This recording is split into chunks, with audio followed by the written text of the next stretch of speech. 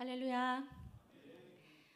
오늘도 기도의 자리에 꿋꿋이 그 자리를 지키시는 진정한 기도 용사들을 맞이하니 참 기쁘고 감사합니다.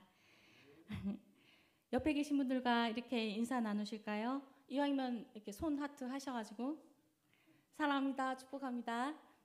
사랑합니다, 축복합니다. 네, 감사합니다.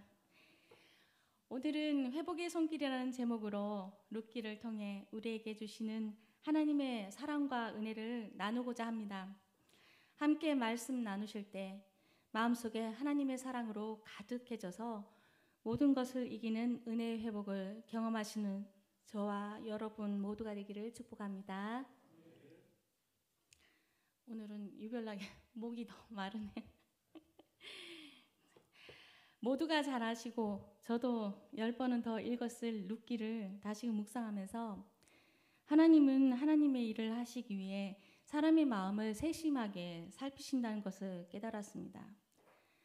그렇게 예수님이 잡히시던 날에도 언약의 말씀을 제자들의 마음에 새기고자 애를 쓰셨고 3일 만에 부활하시고 그 후에 제자들을 만나러 디베라 호수에 가셨던 것도 죄책감과 좌절에 병들어 있을 사랑하는 제자들의 마음을 회복시키기 위해서였습니다.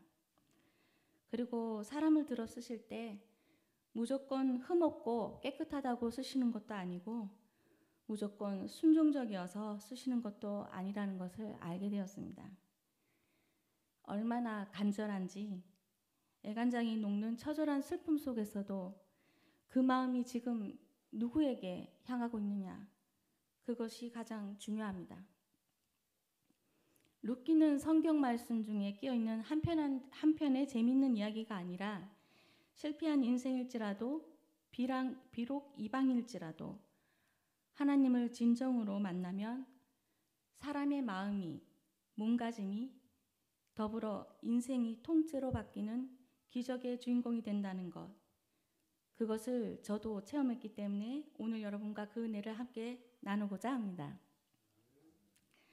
룻기는 모압 여인 룻이 시어머니 나오미를 잘 복양한 효부 이야기로 많이 알려져 있습니다. 그러나 그보다 우선하는 주제가 있습니다. 바로 회복입니다. 엘리멜렉 가문의 몰락을 막아내고 영광의 자리에 있게 한 하나님의 깊은 계획과 회복의 은혜가 있었기 때문입니다. 비단 엘리멜렉의 가문뿐만 아니라 불순종으로 인해 무너진 우리 속사람을 다시 회복시키기 위하여 하나님께서는 지금도 일하고 계십니다. 우리가 하나님 앞에서 살아갈 수 있게 하려고 하나뿐인 아들을 십자가에 못 박아 죽기까지 내어주셨고 오랜 참음과 사랑으로 우리를 바라보고 계십니다. 룻기 1장을 보시면 비극으로 시작하여 오늘 읽은 본문 4장의 내용처럼 기쁨의 결말로 끝나는 대반전을 보실 수 있습니다. 말씀을 살펴보면 이러한 내용들로 시작합니다. 유다 베들레헴에 살던 엘리멜렉이라는 사람이 그 땅에 흉년이 들자 아내 나오미와 두 아들 말론과 기론을 데리고 모압 지방으로 갑니다. 그런데 살려고 간 그곳에서 가자마자 나오미의 남편 엘리멜렉이 죽고 모압 여인들과 결혼한 두 아들도 이어서 죽고 맙니다. 결국 시어머니 나오미와 두 청상가부 며느리만 남게 됩니다. 이 이야기는 겪어보지 않은 사람도 느낄 수 있을 만큼 고통스럽고 처절한 슬픔이 느껴집니다. 그러나 결말에서는 후사를 이을 수 없을 것만 같았던 엘리멜렉 가문의 아들이 태어나고 그 아들 오벳이 그 유명한 다윗의 친할아버지가 됩니다. 엘리멜렉과 나오미, 즉 이방 여인 룻은 예수 그리스도의 족보를 잇는 영광을 얻게 되는 것입니다. 그야말로 행복한 결말이라고 할 수 있습니다. 이처럼 나오미의 인생이 역전되고 이방 여인 룻이 믿음의 승리를 얻는 과정에 무슨 일이 있었는지, 그것이 룻기를 통해 하나님이 우리에게 주시는 교훈입니다. 베들레헴에서 모압으로 온 지 10년 만에 남편과 두 아들이 죽자 시어머니 나오미는 아이도 낳지 않은 젊디 젊은 청상가부 두 며느리에게 친정으로 돌아가라고 권합니다. 결국 오르반은 돌아갔으나 룻은 시어머니를 따라가겠다고 버팁니다. 처음에는 오르바도 시어머니를 따르겠다고 하였으니 재차 관건할 때 떠난 것으로 보아 오르바도 매정한 여인은 아닌 것으로 여겨집니다. 그런데 룻은 오르바와 비교할 때 월등하게 다른 점이 있습니다. 바로 자기 자신을 희생해서라도 늙은 시어머니를 복양하기로 마음먹은 것입니다. 함께 룻기 1장 16절 하반절을 읽어보시겠습니다. 어머니의 백성이 나의 백성이 되고 어머니의 하나님이 나의 하나님이 되시리니. 아멘. 말씀을 자세히 살펴보면 자신을 희생해서라도 어머니를 돌보겠다는 헌신적인 사랑의 마음이 자연적이라기보다 신앙에서 비롯된 것이라는 것을 볼 수 있습니다. 단순한 시어머니께 효를 다하겠다는 마음이 아니라 이제 어머니가 믿는 하나님을 나도 믿고 어머니가 속해 있는 그 공동체의 일원으로 함께 살고 싶다는 일종의 신앙 고백인 것입니다. 1장 17절을 이어서 함께 읽어보시겠습니다. 어머니께서 죽으시는 곳에서 나도 죽어 거기 묻힐 것이라. 만일 내가 죽는 일 외에 어머니를 떠나면 여호와께서 내게 벌을 내리시고 더 내리시기를 원하나이다 하는지라. 아멘. 친엄마에게도 하기 힘든 고백을 시어머니에게 하고 있습니다. 어떻게 이런 마음을 가질 수 있습니까? 하나님의 영이 함께 하시면 나보다 연약한 사람을 당연히 돌보게 되고 그것이 가족이라면 더 그렇게 할 수 있는 긍휼의 마음을 부어주시기 때문입니다. 진심이 아니고서야 할 수 없는 고백 앞에 나오미가 더 이상 떠나라고 권하지 않고 함께 하기로 마음을 먹습니다. 결국 룻은 시어머니 나오미와 함께 베들레헴으로 돌아옵니다. 그러나 돌아와서 보니 먹고 사는 문제가 시급합니다. 당장 먹을 양식 하나도 없자 룻은 추수밭에 이삭 줍기를 작정하고 시어머니 나오미에게 허락을 구합니다. 룻은 이방 여인이고 거기에다 젊은 과부로서 홀로 낯선 사람의 밭에 가서 이삭을 줍는다는 것은 그 옛날 고대 시대에는 그야말로 쉽지 않은 일이었습니다. 지금도 과부가 되든 이혼을 했든 혼자 다니는 여성에 대해서 색안경을 끼고 본 눈길이 여전한데 그때야 오죽했겠습니까? 사람들로부터 놀림이나 손가락질을 받을 수 있고 어떤 봉변을 당할지도 모를 일입니다. 그런데 그 위험을 감수하면서까지 자신의 모든 것을 내려놓고 시어머니를 복양하기 위해 희생하기로 작정한 것입니다. 룻은 이삭 줍기를 위해 남모른 사람의 밭에 가게 됩니다. 아침부터 나와서는 잠시 쉰 것 외에는 이삭 줍기에만 몰두했습니다. 그런데 뜻하지 않게 그 밭이 나오미에 가까운 친척 보아스의 밭이었습니다. 이를 두고 성경은 2장 3절에 우연이라고 기록하고 있습니다. 사람이 볼 때는 우연이지만 이는 분명 하나님이 작정 가운데 일어난 필연입니다. 룻의 헌신적인 모습에 감동한 보아스가 룻에게 내 딸아 들으라 하면서 이삭을 주러 다른 밭으로 가지 말고 여기 소녀들과 있으라고 남다른 배려를 합니다.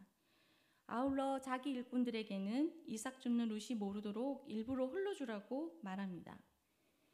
이것은 룻의 자존심이 상하지 않게 하려는 보아스의 세심한 배려이자 동시에 룻을 향한 자비의 마음이었습니다.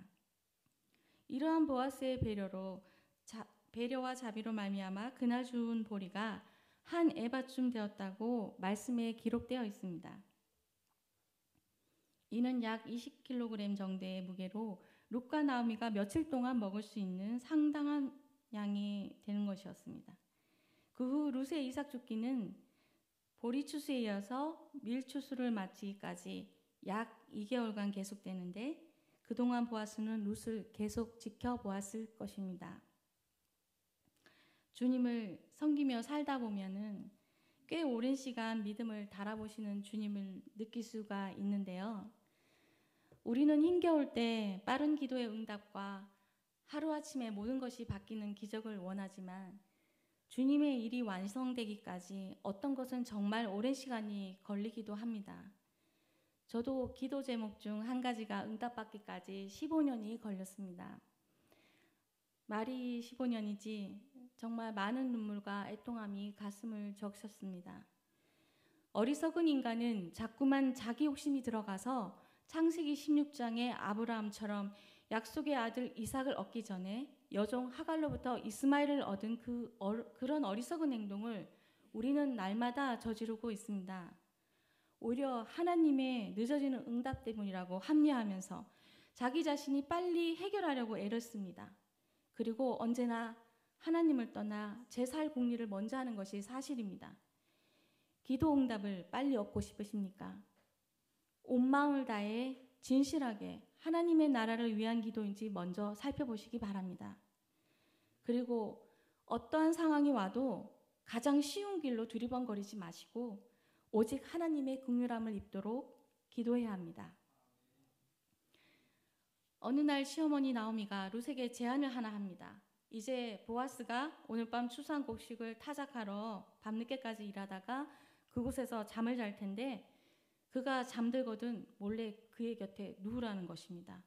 그러면 그가 할 일을 말해줄 테니 그대로 하라는 것입니다. 참으로 황당한 제안입니다. 윤리적으로도 맞지 않을 뿐 아니라 이게 청혼이라면 남자가 먼저 손을 내밀어야 할 텐데 여자가 먼저 매달리는 모습이죠. 룻도 그 모든 일이 무척 부끄럽고 힘든 일이라는 것을 압니다. 그런데도 룻이 시어머니에게 순종하는 것은 바로 보아스가 엘리멜렉 가문의 기업 물을 자가 되기 때문입니다. 이 짧은 룻기사 안에 기업 물을 자라는 말이 14번이나 나옵니다. 기업 물을 자란 기업을 되찾아주는 사람으로 그 뜻이 히브리어로는 고엘이라고 하는데요. 기업 물을 자의 할 일은 레위기 25장의 말씀처럼 가난한 형제나 친척이 하나님께 분배받은 기업, 그 땅을 잃었을 때 대신 값을 지불하고 찾아줘야 하고 이들이 가난하여 종으로 팔렸을 때는 그 빚을 대신 갚아주는 것입니다.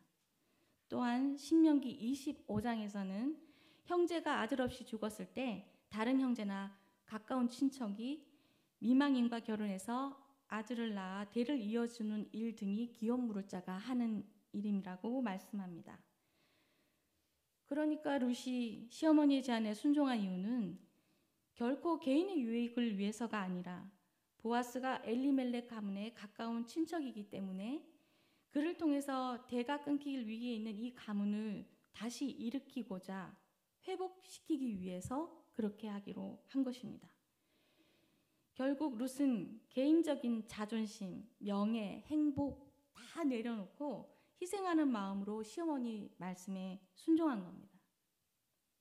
하나님의 뜻을 모르는 사람은 보아스를 이용하려고 하는 것처럼 보이기도 합니다. 실제로 보아스가 이 기업 무르기의 의무를 다 이행하려면 엄청난 경제적 손실을 감당해야 합니다. 왜냐하면 잃어버린 땅을 되찾아주는 데 값을 지불해야 되고 또한 룻과 결혼해서 아들을 낳게 되면 그 가문의 아들들에게 모든 재산을 돌려줘야 하기 때문입니다. 그뿐만 아니라 계속 나오미와 룻과 장차 태어날 자녀들 다 먹여 살려야 하니까 보통 경제적으로 손해나는 일이 아닙니다. 이 기업 무르기는 순번이 있습니다. 가장 가까운 친척에게 우선순위가 있죠. 기업 무르기 1순위에 해당하는 아무개는 이 성경에 그의 이름조차 밝혀지지 않았습니다. 아무개라고 되어 있습니다. 이렇게 말했습니다. 다 같이 4장 6절을 읽어보시겠습니다. 나는 내 기업에 손해가 있을까 하여 나를 위하여 물으지 못하노니 내가 물을 것을 내가 물으라. 나는 물으지 못하겠노라 하는지라. 아멘. 실리를 따지며 고민도 하지 않고 다음 순위의 보아스에게 떠넘깁니다. 결국 보아스는 자신도 거짓 의사를 표명할 수 있었는데 룻과 결혼합니다.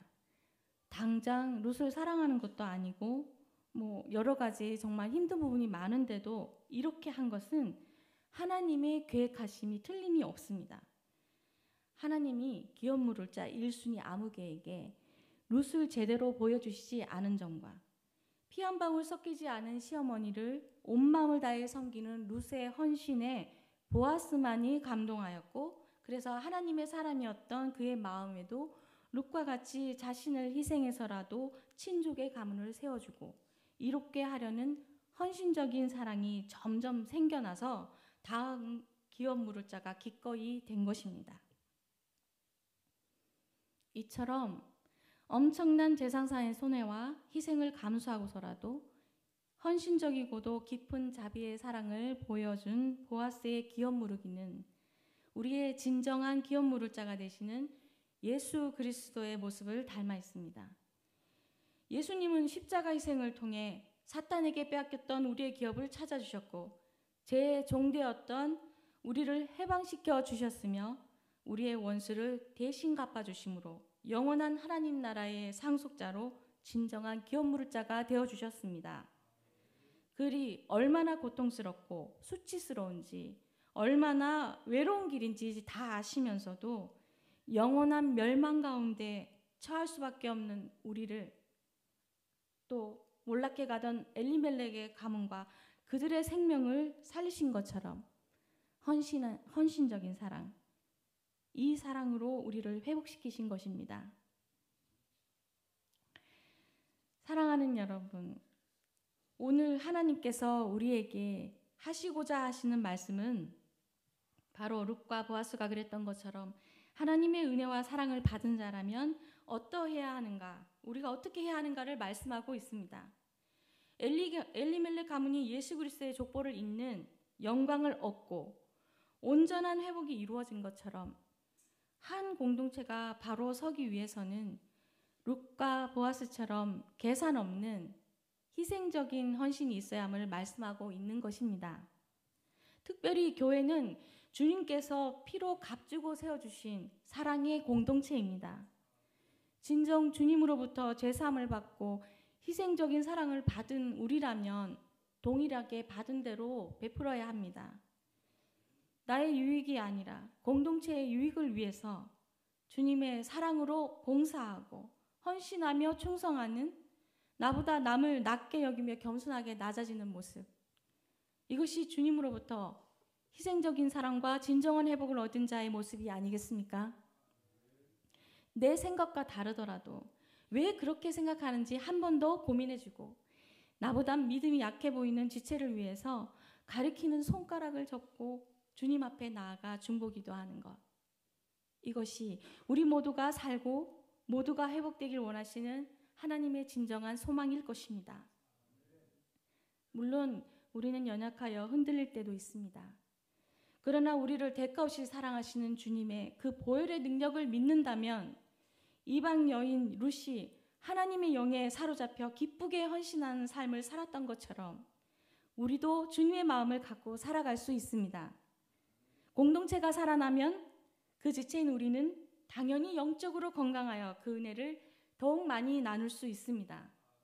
그렇게 진실하게 공동체를 사랑하고 아낄 때 민들레 호시가 엄청나게 멀리 퍼져나가듯이 믿음의 공동체의 좋은 소식도 멀리 퍼져나가 이 소식을 들은 많은 사람들이 자신들도 행복해지고 싶어서 주님의 사랑과 진정한 회복을 사모하여서 이 성전에 가득 모일 것이라고 저는 믿습니다.